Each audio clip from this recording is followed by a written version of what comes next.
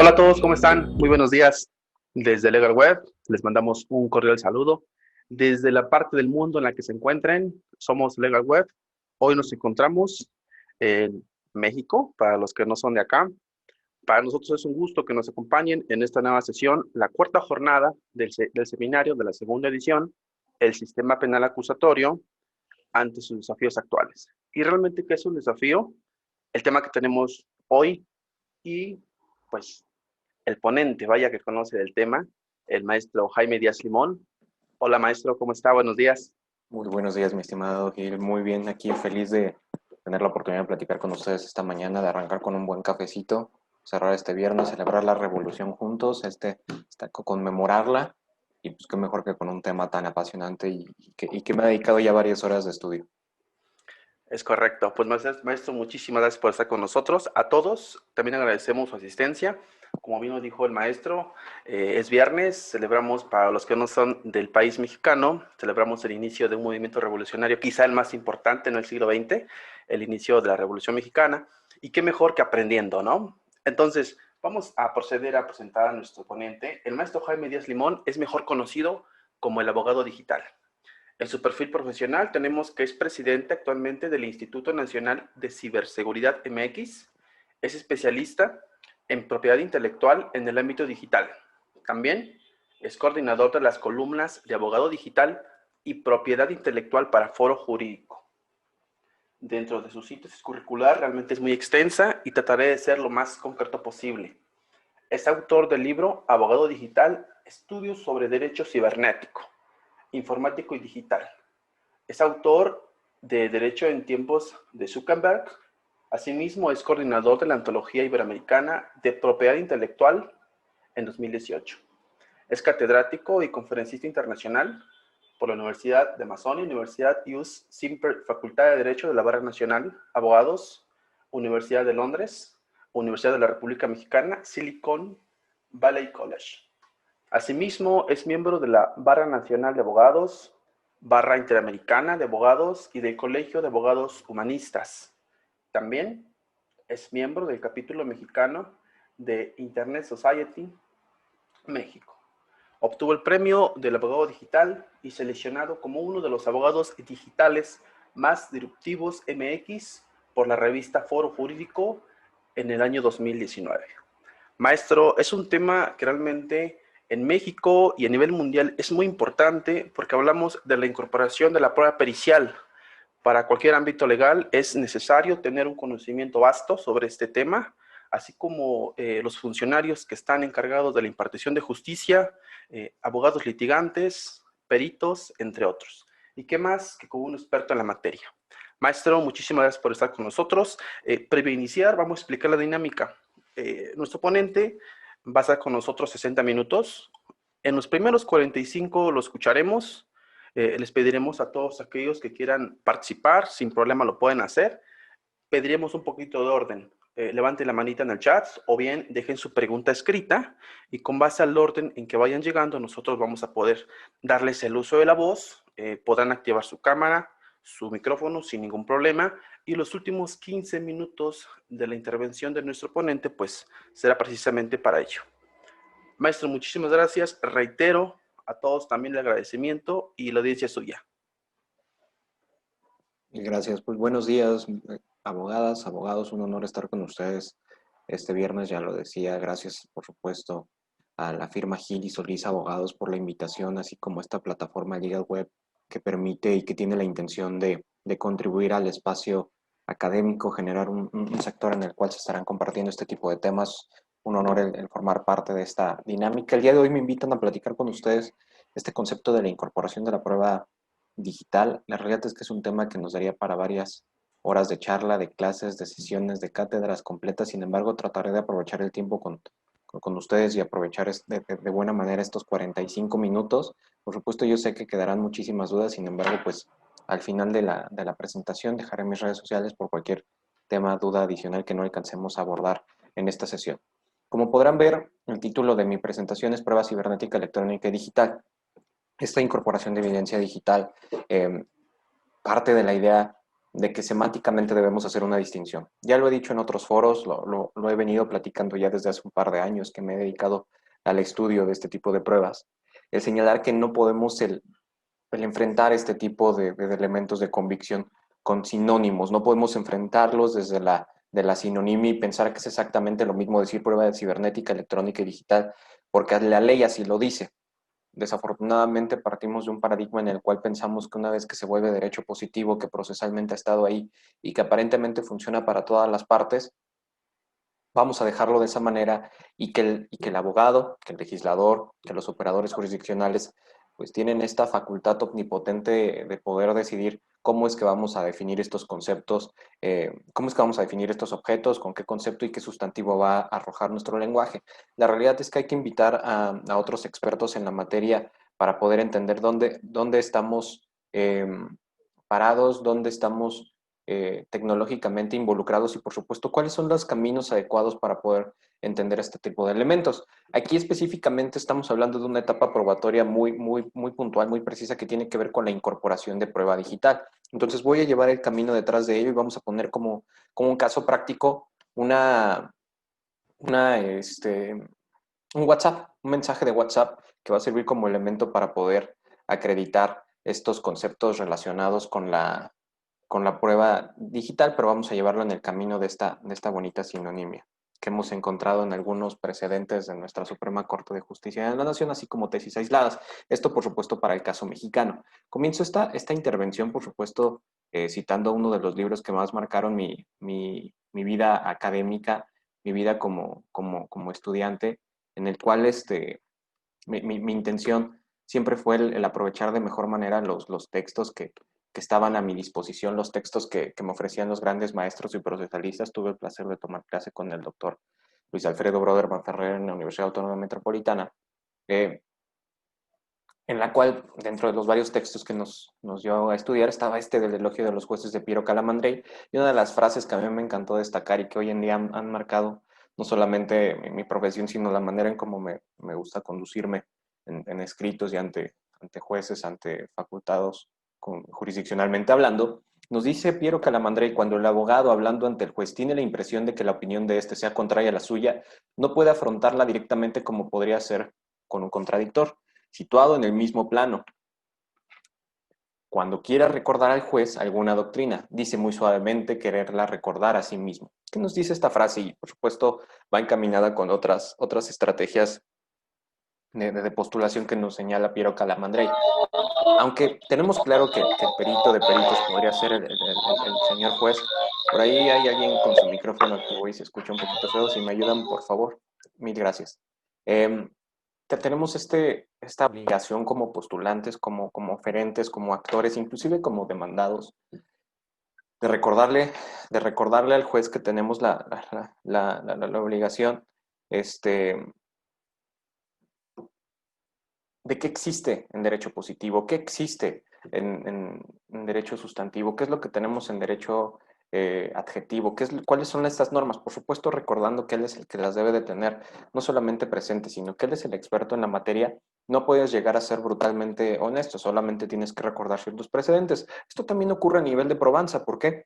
Porque estamos en un escenario en el cual hay que recordarle en su señoría que, si bien es cierto, estamos en presencia de una prueba que en muchas de nuestras legislaciones se señalan como mecanismos de prueba, medios de prueba que pueden llegar a surgir de las nuevas tecnologías de la información y comunicación, de las nuevas tecnologías, no todas pueden llegar a tener el mismo tratamiento. Se requieren distintos peritos, distinta conservación forense, distinta imagen forense y, por supuesto, diversas conservaciones que ya atenderemos en las siguientes diapositivas. Ahorita la presentación se va a basar en estos 3 puntos. La prueba digital merece alcanzar el añorado valor probatorio pleno. ¿Qué requisitos debe seguir la incorporación de una prueba de esta naturaleza? Y resulta aplicable el mismo criterio para cualquier rama del derecho. Estos objetivos me permitirán a mí entender y poder explicar más o menos dónde estamos parados. Perdonen la velocidad en la que voy, pero si no lo hacemos de esta manera, no alcanzamos a agotar adecuadamente los 45 minutos que me han permitido platicar con ustedes. Quizás esta imagen la hayas visto más de una ocasión. Esta teoría del iceberg surgió en el ámbito literario con Ernest Hemingway. Ernest Hemingway, antes de ser escritor de novelas, antes de formar parte del ejército, fue articulista, fue periodista y escribía artículos de opinión en un diario local. Él acuñó esta teoría del iceberg, en el cual decía que no tienes que contarle a los lectores tus fuentes, tu preparación, tu argumentación, ¿no? Ellos quieren ver la nota, quieren ver la directa y solo necesitan ver la punta del iceberg. Esta misma teoría se llevó al ámbito de las tecnologías de la información y la comunicación y nos permitió entender ciertos aspectos relacionados con cómo nos conducimos en el ciberespacio y qué tipo de contenido alcanzamos a ver en el ciberespacio. Entonces, esta teoría del iceberg nos permite ver que en esta parte superficial, en esta puntita del iceberg, alcanzamos a ver los elementos mínimos considerados que tenemos en nuestra exploración diaria, lo que podrían ser lo que podemos consultar a través de Google, de Opera, de Safari, de Mozilla, del que casi ya está a punto de morir Edge, así como la navegación abierta que tenemos a través de las redes sociales. Es el conocimiento mínimo que se encuentra en el ciberespacio. Algunos teóricos dicen que solamente vemos el 10% de Internet, otros dicen menos, que solamente es entre el 5 y el 7%, algunos dicen que es el 30%. El punto es que la información que vemos en la punta del iceberg es el mínimo sobre la cantidad de información que realmente existe en el ciberespacio. Hablando específicamente de ello, tenemos otras 2 capas. Algunos dicen que solamente uno. Yo únicamente estoy citando a los que sí saben de la materia, a los técnicos. En esta parte media podríamos considerar que tenemos aquella información que se puede llegar a consultar únicamente de manera direccionada a través de exploradores como podrían ser Tor y lo que se conoce como red profunda o Deep Web. Al final de esta red tenemos algo que se conoce como Dark Web, una red en la cual ya no se requiere inclusive una dirección especificada, sino la creación de redes personalizadas para la comunicación efectivamente privada sin necesidad de ocupar inclusive las redes públicas o las redes tradicionales como podría ser una fibra óptica, inclusive en esta red oscura o en esta dark web podemos encontrar conexiones dedicadas de manera satelital, satélites dedicados específicamente para permitir que 2 personas se comuniquen sin que nadie más se comunique. Por supuesto, ya estamos hablando de actos, hechos y comunicaciones que van más allá de lo que podríamos entender de manera tradicional. Así tenemos esas 3 capas. Lo que ocurre en Internet, esta capa superficial, lo que ocurre en la Deep Web y lo que ocurre en la Dark Web. Para el entendimiento de la siguiente exposición, únicamente me voy a bastar a los hechos que pueden llegar a ocurrir en esta capa superficial y que permiten una correcta intervención de las autoridades. Es decir, todo lo que ocurre en estas 2 capas es la obtención es muchísimo más compleja y en la mayoría de los casos, si no se hace adecuadamente, podría llegarse a considerar ilícita. Hablando inicialmente, tal como lo señalaba, de esta sinonimia en la cual nos podemos llegar a enfrentar, me puse a estudiar los precedentes que tenemos en poderes judiciales de nuestras localidades, así como el Poder Judicial Federal, y me di cuenta de que se utilizaba indistintamente el concepto de prueba electrónica y digital. En algunos casos se decían medios cibernéticos o medios informáticos, lo cual, por supuesto, si lo sometemos al examen de los expertos en la materia, los cibernéticos, los informáticos o aquellos que se dedican al estudio del entorno digital, pues nos podrán decir de manera adecuada que eso no puede ocurrir. Tenemos que ser muy cuidadosos en la forma en que nos expresamos, en la forma en que nos conducimos y, por supuesto, cómo es que atendemos cada uno de los niveles. De esa manera me puse a pensar, a ver, está bien, si tenemos estos precedentes, pero los científicos específicos en la materia nos dicen que los abogados estábamos mal, pues no podemos seguir conduciéndonos bajo esa medida. Tenemos que corregir el camino, no bajo pretexto de que nosotros somos los que conocemos el derecho, vamos a cambiar lo que por naturaleza está concebido de otra manera y lo que otros científicos consideran de una forma diferente. Así las cosas tenemos que entender que hay ciertos niveles de documentos y ciertos niveles de comprensión según el nivel de la ciencia en la cual nos estamos involucrando. ¿Por qué vemos esta palabra o esta pregunta inicial de documentos digitales? Para poder resolver un poquito de este entramado y de esta complicación tecnológica y de esta complicación probatoria en la cual nos enfrentamos y que pretendemos resolver en esta sesión, tuve que recurrir a los grandes procesalistas como el maestro Davis Echandía, específicamente en su texto Teoría de la Prueba, tomo 2, cuando nos comienza a hablar de los documentos. El maestro Davis Echandía nos pone dos niveles de comprensión de documentos, documentos en sentido amplio y documentos en sentido estricto. En tanto, el documento en sentido estricto es lo que podemos llegar a tener en papel, lo tangible, lo que tenemos de manera tradicional con sus distintas clasificaciones, documento público, documento privado, copia simple, copia original, copia certificada, estas categorías que procesalmente comprendemos. Pero ¿qué pasa con la comprensión del documento en sentido amplio? El maestro Davis Echandía nos dice, por comprensión de documento en un sentido amplio, tenemos que, por supuesto, el comprender un concepto muchísimo más amplio sobre lo que refiere al entendimiento de los vestigios, de los testimonios y los antecedentes antropológicos que pueden llegar a quedar sobre un soporte, ya sea físico, electrónico, óptico, cualquier otro de soporte. Inclusive, esto no necesariamente debe de atender a lo que tradicionalmente entendemos como papel, un archivo, un CD.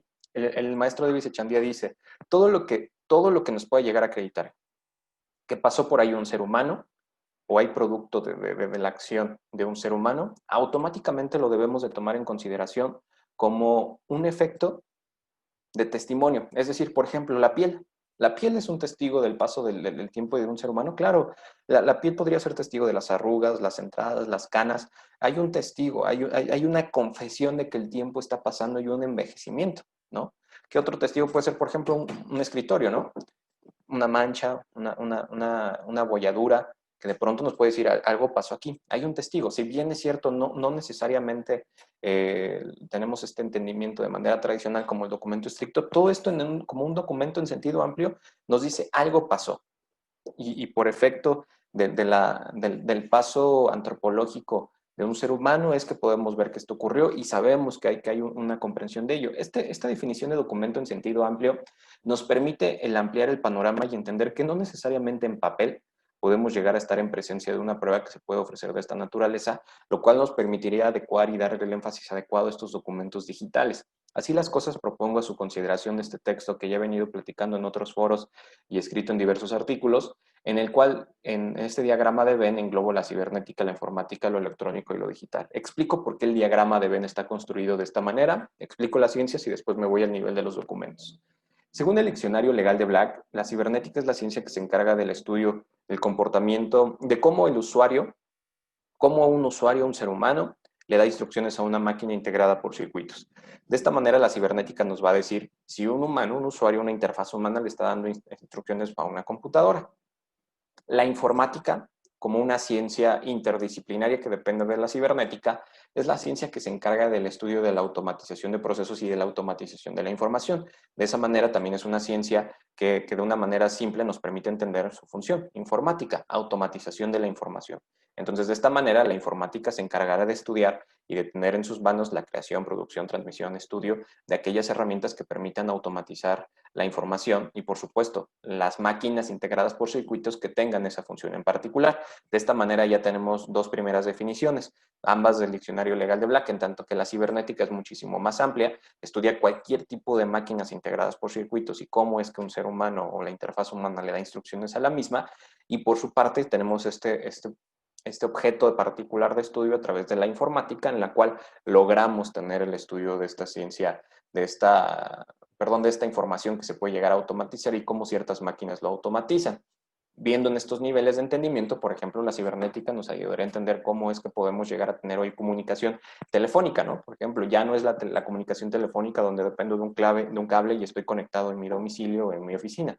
Hoy en día la comunicación telefónica ya se hace de manera móvil y podemos tomar una llamada casi en cualquier parte del mundo. En tanto que la informática lo que nos ayudaría a entender, por ejemplo, cómo mandar estos mensajes, ¿no? Cómo mandar mensajes instantáneos de lo que antes podría haber mandado a través inclusive de un telegrama, un correo postal, una carta certificada, cosas que van mejorando en atención de cómo es que vamos aplicando las tecnologías de la información y la comunicación. Por último, ven este último acento entre lo electrónico y lo digital. Entre lo electrónico y lo digital tenemos este escenario en el cual, aparte del estudio ya de la informática se subdivide en dos áreas de especialización.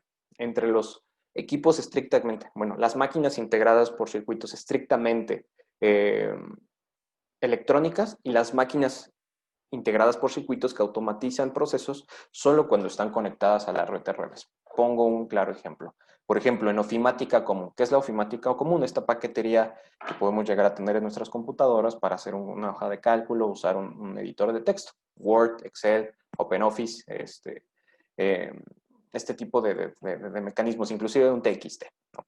Nos permite generar una carta, por ejemplo, en Word. Ese proceso de automatización ya se estudia a través de la informática a nivel de electrónica. ¿Por qué? Porque la computadora no requiere estar conectada a Internet para generar un Word. Estamos todos de acuerdo de ahí.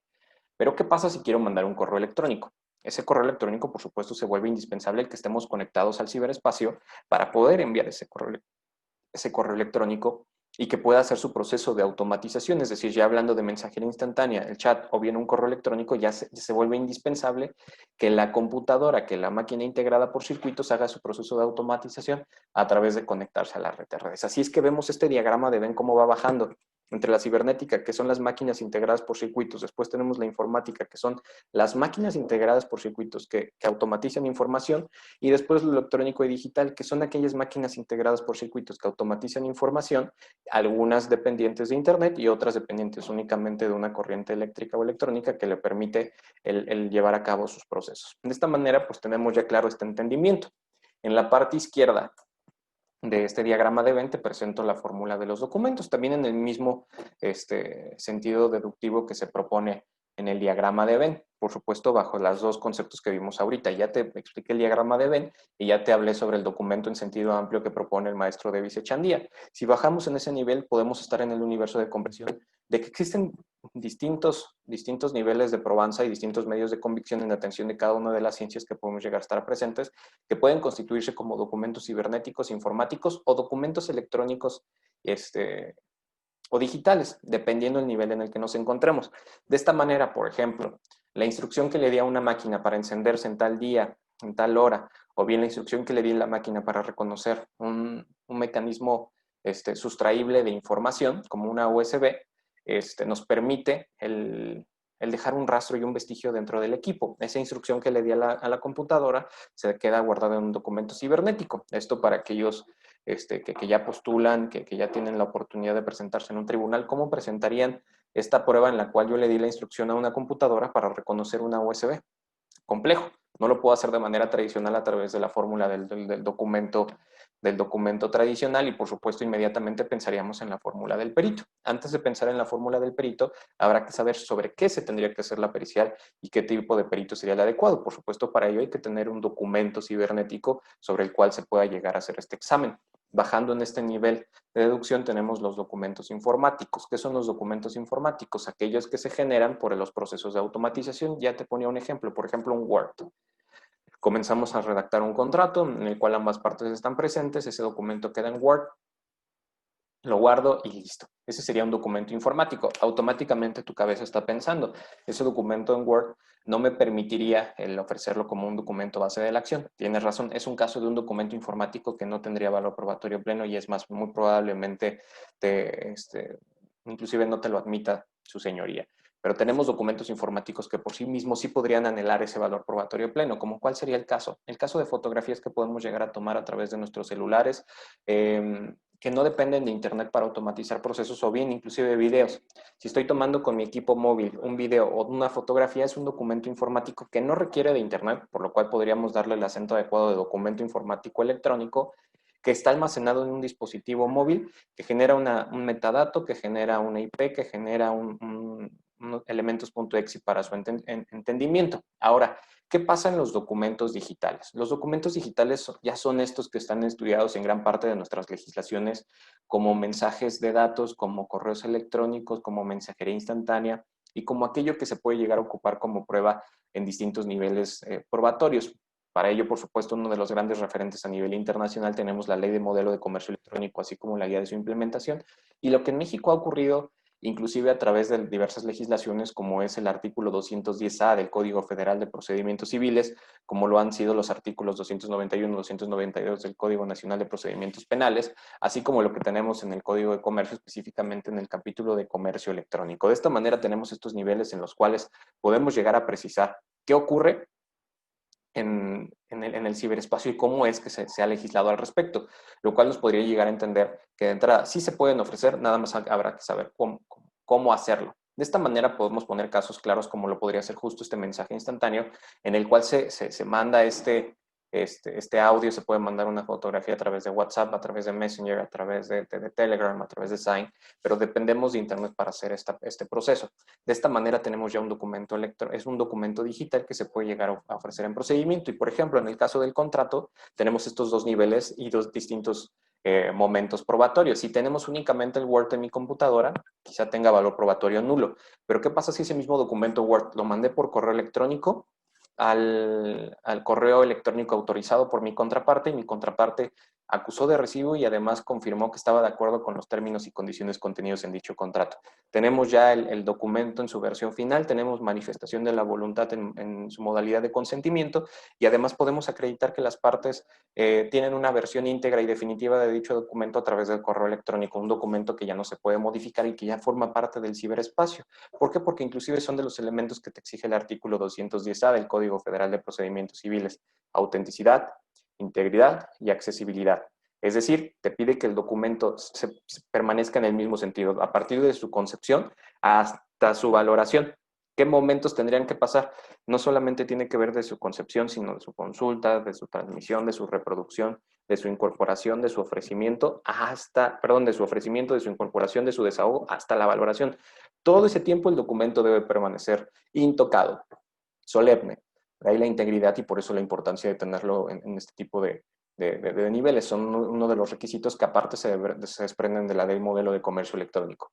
Después tenemos el de atribución. Este principio de atribución que nos permite reconocer a las partes involucradas en el proceso. Si dentro del contrato se dice que Jaime Limón y Alberto Díaz iban a celebrar un contrato y que se reconocían mutuamente la personalidad con la cual se ostentaban y que se iban a permitir notificaciones por correo electrónico a través de los canales autorizados, entonces podemos llegar a tener debidamente especificada esa atribución y acreditada como un requisito de admisibilidad. Por supuesto, si la contraparte llega a objetar ese estándar probatorio, tendrá la carga de la prueba de desvirtuar esa atribución. Y por último, la accesibilidad, que el mecanismo a través del cual se puede tener acceso a esta prueba digital nos permite hacerlo libremente a través de cualquier dispositivo, respetando el principio de neutralidad.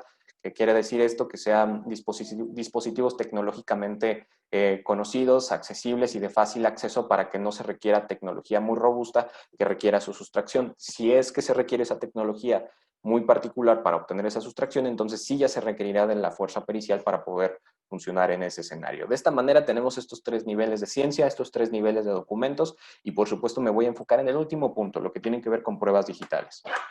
Ya hablaba un poquito sobre este escenario de las pruebas, perdón, de los requisitos de prueba, por ejemplo, de los que se acreditan y se desprenden del artículo 210A, pero es importante también hablar de los principios. Estos principios que, ojo, se desprenden de esta ley modelo de comercio electrónico. Existen por lo menos 4 principios que se devienen de la ley modelo de comercio electrónico, sin embargo, quiero enfocarme en 2, así como en 2 de estos parámetros que se desprenden de este documento según nos exige la ley modelo de comercio electrónico, que es la equivalencia funcional. La equivalencia funcional es este gran principio que nos permite entender que si el juez tiene en sus manos la posibilidad de estudiar una prueba de orden tradicional y una prueba de orden tecnológico, y ambas le van a generar la misma afectación, o sea, desprende o se presume que ambas le van a generar la misma afectación en la psique, el aceptar que sea a través de los mecanismos tecnológicos sin necesidad de requerirle mayores elementos de probanza, lo que nos lleva al principio de neutralidad. Esto no solo tiene que ver con los mecanismos tecnológicos adecuados para su desahogo, sino que su señoría no nos requiera mayores elementos de convicción o perfeccionamiento de una prueba de esta naturaleza, porque esto implicaría automáticamente que la prueba que estoy pretendiendo ofrecer en proceso es imperfecta. Y si ofrecemos una prueba imperfecta como documento base de la acción, por supuesto necesito perfeccionarla a través de los medios que concomitantemente permitan convencer la psique del juzgador. Entrar procesalmente con una prueba imperfecta, pues de entrada ya nos está generando un conflicto bastante interesante. De estos dos principios se devienen estos dos parámetros, estándares o requisitos. Sé que esta presentación se ha sostenido sobre el hecho de no utilizar sinónimos. Sin embargo, he encontrado en tres doctrinas diferentes que les dicen parámetros, que les dicen requisitos o que les dicen estándares en atención del país, de la legislación o de la traducción.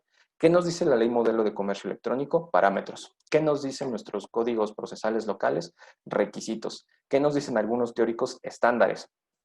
Por supuesto, tienen pesos diferentes cada uno de estos conceptos. Sin embargo, voy a ocupar lo que nos dice la ley modelo de comercio electrónico. Nos habla de integridad y de autenticidad, dos que ya te había dicho. Integridad, ese momento en donde la prueba está concebida y yo puedo acreditar que permanece de esa manera. Te pongo un caso complejo. La transferencia de fondos a través de la herramienta SPAY. Para aquellos que nos puedan llegar a estar viendo y escuchando desde otras latitudes, tenemos una herramienta en México que depende del Banco Central, que se conoce como SPAY, que conecta la banca del usuario con el dispositivo de banca móvil del usuario con su banco y con el banco del tercero que va a recibir esos fondos. Esta herramienta de centralización que se llama SPAY está vigilada, administrada, creada y soportada por este Banco Central, que es el Banco de México. Cuando pretendemos hacer una operación a través de la banca móvil, vemos que se siguen diversos pasos, ¿no? Se tiene que seleccionar la cuenta, el monto, el concepto de aceptar, después se genera un token, se acepta el token, se agrega el token y al final te dice en proceso y puede decirte al final este es tu folio de seguimiento del Banco de México, lo cual te dirá que ya se enviaron los recursos, que no necesariamente implica que están aceptados, pero ya se enviaron los recursos, o te puede llegar a decir en proceso, en tránsito. En todo ese momento, ¿cuándo sería el momento en el cual podemos hablar de la prueba íntegra y que sabemos que ya no se va a modificar? Hasta el momento en que ya se hizo la transferencia de fondos y que ya nos arrojó el folio de SPAY. Esa sería la prueba que afectaría y que tendría este cumplimiento, este parámetro de integridad que nos permitiría ofrecerlo en un proceso. Integridad que va de la mano de la autenticidad. ¿Por qué coloco estos dos parámetros de la mano? De hecho, en la ley modelo de comercio electrónico, en inglés nos dice authenticity, que no necesariamente tiene que ver con integridad, pero se ha visto de estos dos modelos. De hecho, el estándar de integridad es el que se alcanza a advertir de nuestro Código Federal de Procedimientos Civiles. La autenticidad nos implica el saber que es un documento que en esta cadena de integridad y en esta cadena de conservación tenemos el documento final verificado por las partes y está autenticado por los mismos a través del requisito conocido como atribución. Ahora, en el camino del valor probatorio en procedimientos administrativos de responsabilidad, que pongo esta diapositiva como uno de los casos paradigmáticos en las legislaciones locales, que no es ni materia penal ni materia civil, en los cuales vemos cómo se tienen que cubrir estos requisitos de prueba, en donde tenemos que acreditar esta fiabilidad, que ojo, ya vemos fiabilidad, que nos habla de integridad, otro sinónimo, la atribución, que ya lo habíamos visto, que puedo yo identificar quiénes son las partes involucradas, y la accesibilidad. Hablando más allá del derecho positivo, hablando más allá de lo que tenemos en legislaciones, estos requisitos de prueba no son un invento del abogado, no es un capricho del legislador. Estos tienen un origen tecnológico a través de estándares internacionales, específicamente de las normas internacionales ISO 27001 y subsecuentes, en relación a la gestión de documentos, conservación y ciberseguridad, en la cual nos dice que se tiene que cumplir con este trinomio por lo que refiere a entender el documento original que podemos llegar a tener en el ciberespacio, que debe de cumplir por lo menos este trinomio: disponibilidad, confidencialidad e integridad. Este trinomio que nos permite el comprender que un documento se puede llegar a considerar original para efectos de estas normas internacionales, como podría ser esta ISO 27001. Avanzando en el universo de procesal, antes de llegar a la incorporación, que es el objeto fundamental de esta sesión, habrá que pensar en algunos escenarios, sobre todo en materia penal, que para poder llegar a ese universo de incorporación, tengo que hacer un debido ofrecimiento, pero para poder hacer ese debido ofrecimiento, antes tuvo que haber existido una cadena de custodia para la conservación forense y su imagen forense. Si no tengo esta conservación forense y esta imagen forense que están dentro de la cadena de custodia, no puedo llegar al momento del ofrecimiento y por supuesto no voy a llegar al momento de incorporación. Y si bien puedo llegar al momento de la incorporación, podría yo estar en un escenario en el cual desafortunadamente podríamos estar ofreciendo incorporando una prueba que se obtuvo de manera ilícita. Así las cosas, en el caso mexicano tenemos eh, algunos protocolos, siendo el más reciente el que se conoce como Protocolo y Lineamiento del Consejo de la Judicatura sobre obtención y tratamiento de recursos informáticos y o evidencias digitales. No soy fanático de esas I/O, pero así está escrito, y este se publicó en el Diario Oficial de la Federación el 17 de junio del año 2016, que nos habla sobre cómo tiene que actuar el primo respondiente y el perito cuando se encuentre con el hardware o software con el cual se está cometiendo un delito, es decir, el medio que se utilizó para la comisión de un delito. ¿Cuál es la desventaja de este protocolo? Y lo he dicho abiertamente en otros foros. La desventaja de este protocolo es que necesitas tener a la mano el software o a la mano el hardware con el cual se cometió un delito. Y si ocurre de esta manera, por supuesto, estaríamos en un escenario en el cual nos estaríamos involucrando forzosamente con el descubrimiento, la retención y, por supuesto, la posterior imagen y conservación forense del dispositivo del software, que no en todos los casos ocurre, no en todos los casos tienes a la disposición tanto el hardware como el software, lo cual podría llegar a implicar hay graves connotaciones sobre el entendimiento de estas fórmulas. ¿Qué pasa? ¿Qué pasa también derivado de este protocolo? Que son las críticas que tenemos al sistema de custodia y al sistema de protocolos que tenemos en Poder Judicial Federal y en nuestros distintos poderes judiciales. Tenemos un riesgo de pérdida. En protocolos internacionales tenemos algunos conceptos y algunas estrategias de investigación que inclusive a través de cajas de Faraday, por ejemplo, tener un dispositivo móvil, se encierra en esta cajita de Faraday y se permite, mejor dicho, y se impide que cualquier persona externa pueda llegar a tener acceso. Ahora mismo el dispositivo ya no se conecta a ninguna red, se pierde en ese momento la conexión a la telefonía móvil, a la red móvil, se pierde conexión a todo y el dispositivo ya no puede ser intervenido, extraído, borrado de manera remota.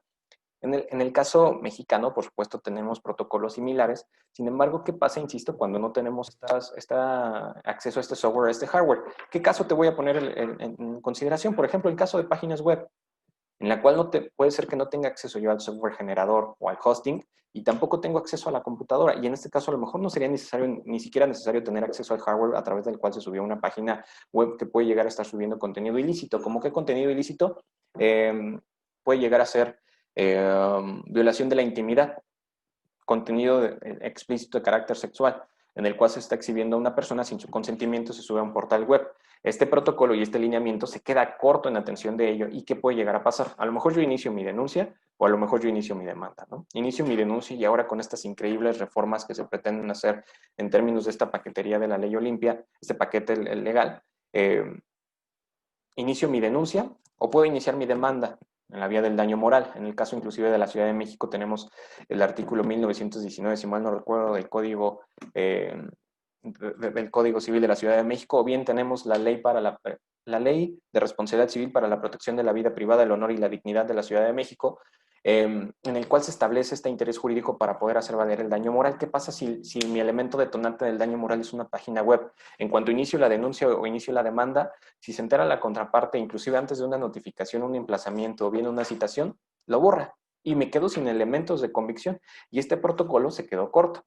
Entonces, también hay que corregir este tipo de estrategias procesales, sobre todo en el entendimiento de poder llegar por lo menos a esa fase probatoria. Ya no hablo ni siquiera de la valoración, hablo de una incorporación. Después tenemos otras críticas bastante interesantes y que ocurren en la práctica tradicional, que es la desnaturalización de la prueba. ¿Qué es la desnaturalización de la prueba? Te ha tocado verlo más de una vez, abogado. Que, por ejemplo, tienes un correo electrónico, ya cada vez son menos los escenarios, pero de manera tradicional, ¿qué es lo que te dicen en los juzgados? Si me vas a ofrecer una prueba de esta naturaleza, que son provenientes de las tecnologías, me tienes que traer además los mecanismos adecuados para su desahogo, ¿no? Entonces, pues, ha llegado a tocar a ver que va el abogado con la computadora, ¿no? Que va con la laptop. Pues, si mandaron un correo electrónico, pues lo voy a llevar a través de la laptop. Casos todavía más graves, que el oferente, para su desahogo, lleva un CPU y lleva la computadora estimando, aduciendo o bien pretendiendo empujar a la psique del juzgador en el sentido de decirles que el correo electrónico está en el gabinete de ese CPU. Lo cual, por supuesto, sabemos con este sentido común que nos ofrecen las redes sociales que no es cierto y que estos correos electrónicos se podrían llegar a consultar desde cualquier manera. La desnaturalización atiende justo a estas pretensiones procesales que logramos o que creemos que van a funcionar. Por ejemplo, el hacer una fe de hechos sobre contenido de un correo electrónico, sobre el contenido de un mensaje instantáneo o bien sobre el contenido de una página web. Vas ante un fedatario público, le pides que levante una fe de hechos en la cual ante los ojos de este fedatario público se pudiera llegar a acreditar la existencia de una página web, de un correo electrónico, un mensaje de datos, se emite el instrumento notarial respectivo y, oh sorpresa, salimos con una escritura que la ofrecemos y por supuesto diríamos, pues tiene valor probatorio pleno, ¿no? Sin embargo, ¿cuál es la crítica a ese tipo de instrumentos?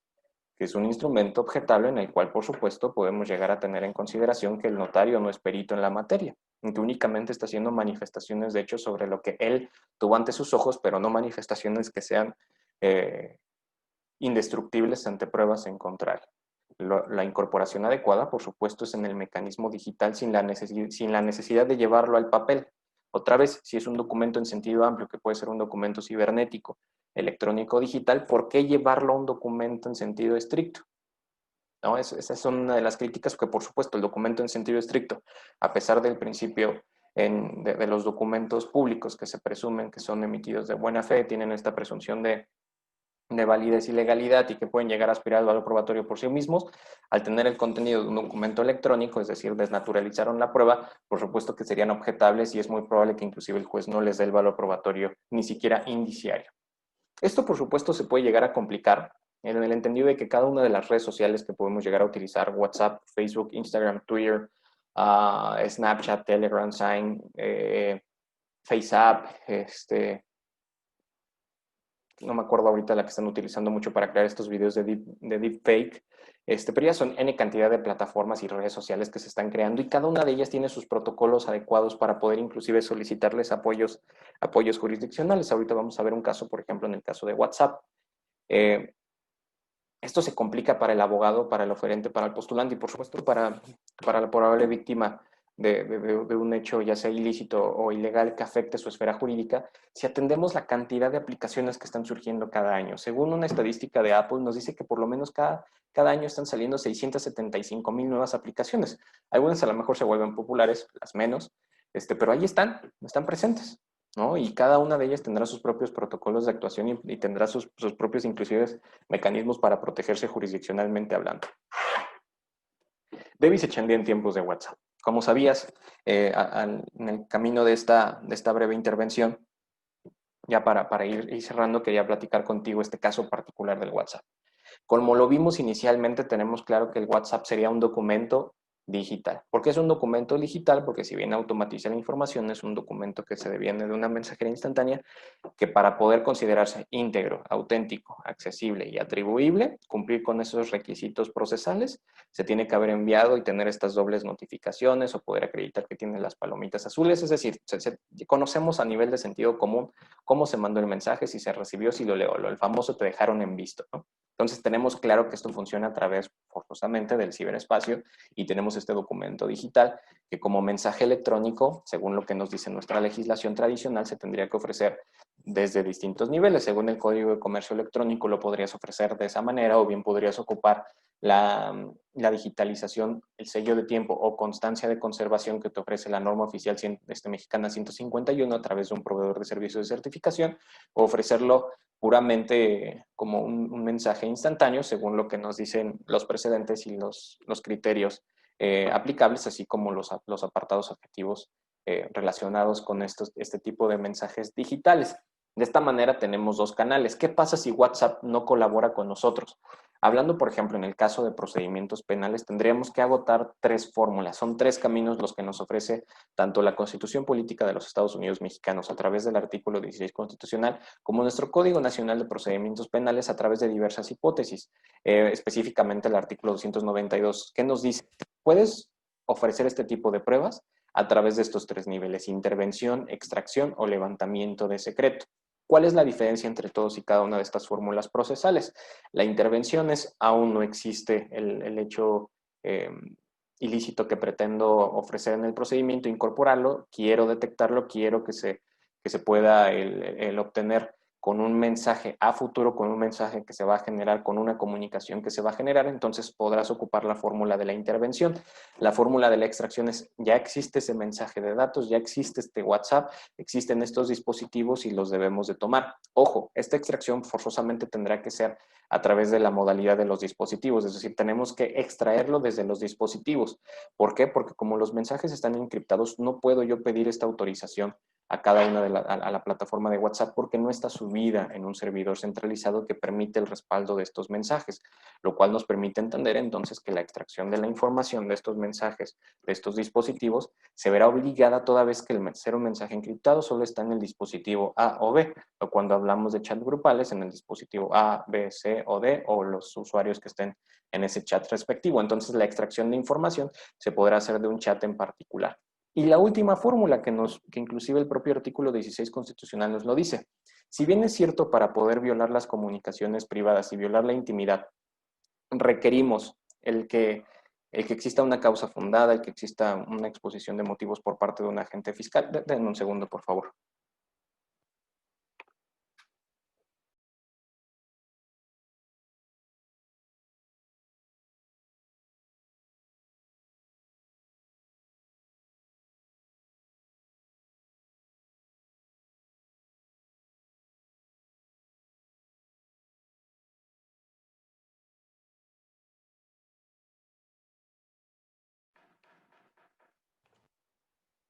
Una disculpa, continúo.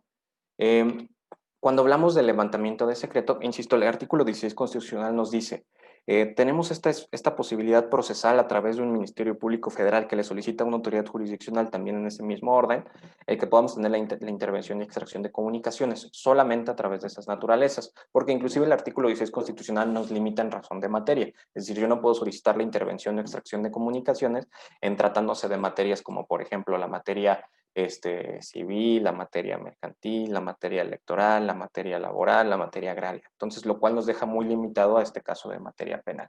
Sin embargo, nos dice, si tú tienes el mensaje en tus manos y tú voluntariamente lo quieres ofrecer, por supuesto, en un hecho de ponderación en el cual no afectes la privacidad, intimidad o algún derecho de personalidad de un tercero, tendremos esa posibilidad para poder hacerlo a través de la figura del levantamiento del secreto sin necesidad de tener la autorización jurisdiccional para una intervención o una extracción de información. Y jamás involucramos a WhatsApp. Se dan cuenta cómo esa ruta procesal nos lleva en ese camino adecuado, según lo que nos dice el Liceo Constitucional y el Código Nacional de Procedimientos Penales. Pero, ¿qué pasa si estamos hablando de un caso más grave? Un caso en el cual no puedo esperarme a una decisión jurisdiccional o convencer a una de las partes, a la parte oferente, a la parte del cargo, que podamos ofrecerlo en el procedimiento. Hay que hablarle a WhatsApp.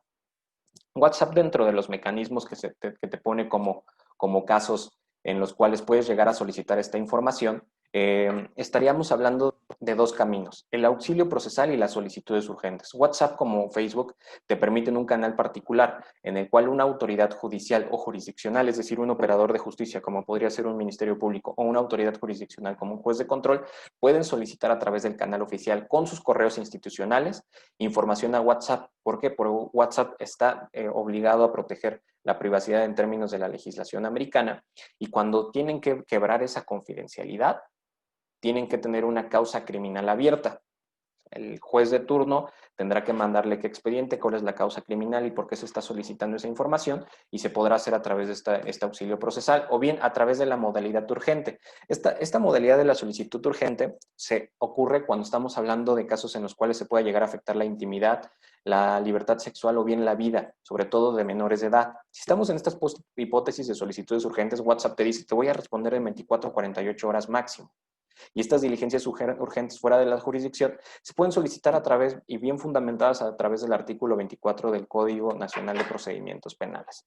Para ir cerrando estos niveles y una vez entendido este canal, te quiero dejar claro por qué es importante tener conocimiento de ello. Existen ya estos precedentes, como esta tesis que te estoy mostrando, que tiene este rubro que se conoce como prueba electrónica o digital en el proceso penal, y que te habla ya de las evidencias, ¿no? Es algo que ya es evidente, que sean provenientes de una comunicación privada, proveniente de una red social, un chat, Para que tengan eficacia probatoria deben de tener adecuadamente o haber sido recolectadas a través de una cadena de custodia. ¿Esto qué ocurre? Que la cadena de custodia aplicada sobre este correo electrónico o esta mensajería instantánea tendrá que ocurrir específicamente respecto de los niveles que tenemos inicialmente estudiados. Sin embargo, aquí es que ya complicamos el escenario, porque es prueba electrónica o prueba digital. Creo que acabamos de acreditar y de comprender que hablamos de una prueba digital. Y la cadena de custodia dependerá inclusive de la red social. No podemos hablar que es la misma cadena de custodia que puede seguirse en WhatsApp, que es una plataforma de mensajería descentralizada, es decir, el mensaje no se respalda en un servidor central, que lo que podría llegar a ser en mensajería Messenger, que es una mensajería centralizada que sí tiene un servidor en el cual se respalda ese mensaje.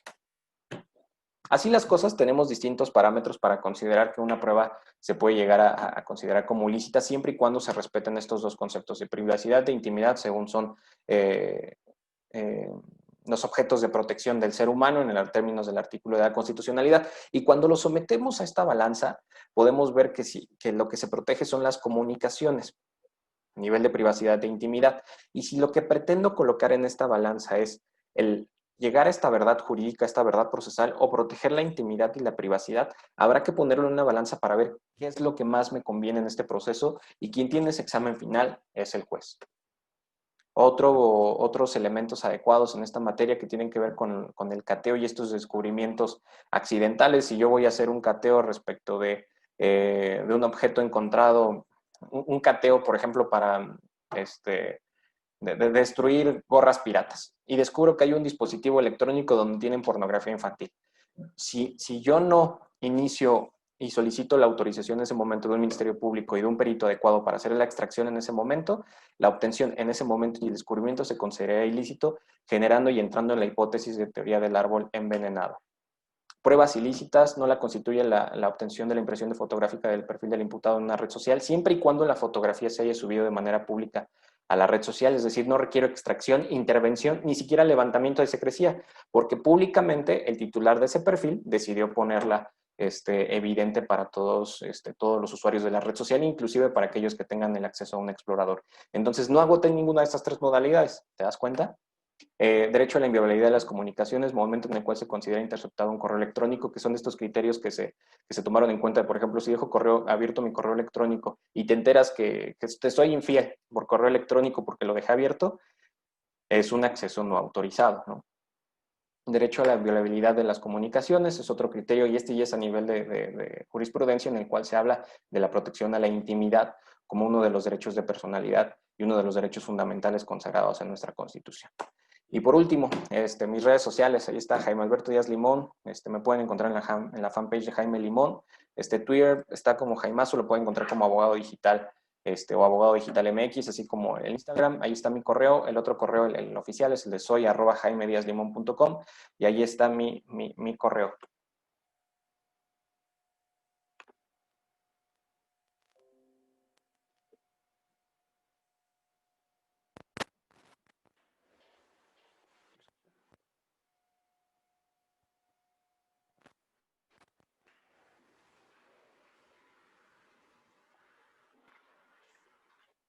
Maestro, ¿me escucha? Ya te escucho.